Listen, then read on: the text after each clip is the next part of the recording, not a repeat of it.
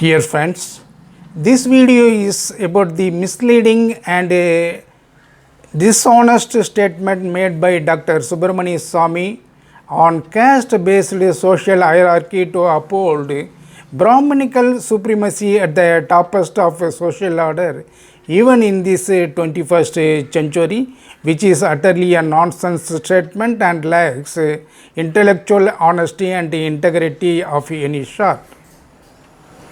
In a memorial lecture of Sardar Panikkar, Dr. Subramani Swami had said these things, I quote, "There are 4 varnas in the Hindu system which are not based on blood but on character, but jadi, that is caste, is based on blood."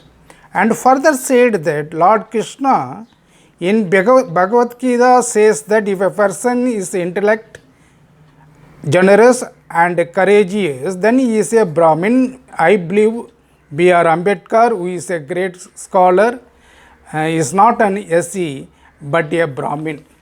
The answer to the wrong interpretation and the most misleading statement of Dr. Subramanian Swami is given from the visionary and enlightened statement of Dr. B.R.AMBEDKAR. He said, in the matter of study of a person, it is fixed and hereditary.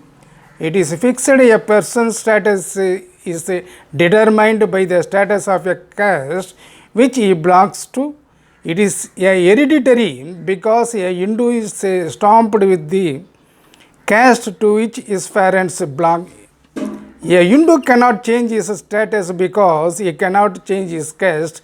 And further said, untouchability among Hindus is thus a unique phenomenon unknown to humanity in other parts of the world, nothing it to be found in any other society, primitive, ancient or modern.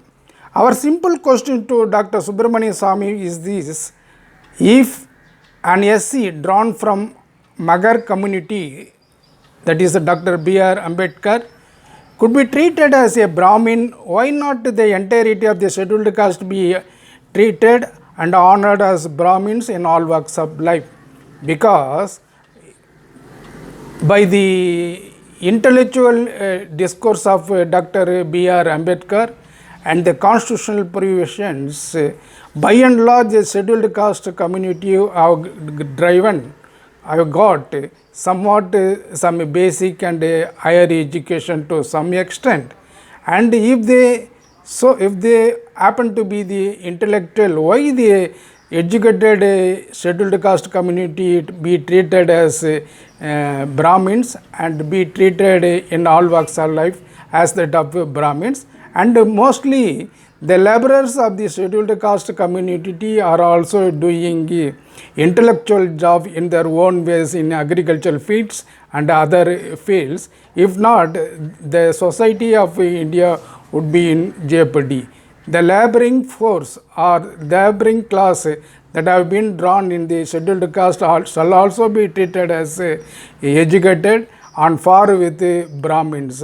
Why not the scheduled caste people drawn from this laboring class and intellectual class be treated as Brahmins, as said by Dr. Subramani Swami? This is our question. Let us wait for the answer from Dr. Subramani Swami, the dishonest person in this country.